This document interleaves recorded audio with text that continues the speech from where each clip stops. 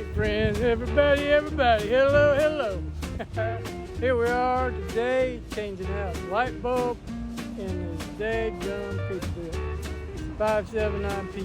So let me show you what you gotta do if you've got a blown out headlight.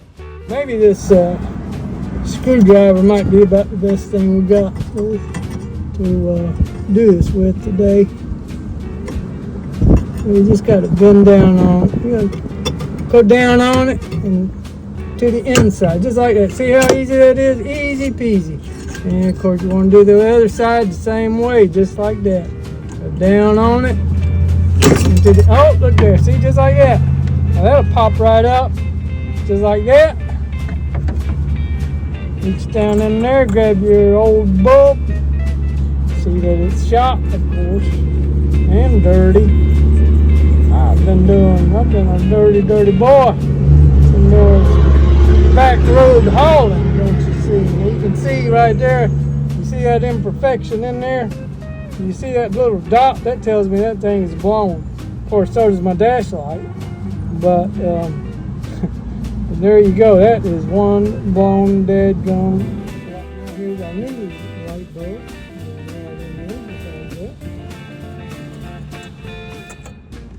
Bam! Put back down on this. Clamp it back into place. It's a little easier going. Well, you'd think it'd be a little easier going back down in there with. But maybe not. So anyway, you're gonna clamp it back down in there and just like. Darn it! Get butt down in there. Darn it. Okay. Oh, man. Look at that. I'm trying to make a video here. Alright? Cooperate. Don't operate, cooperate. Just like that. Alright, now, see? Now, back in, just like it's supposed to be.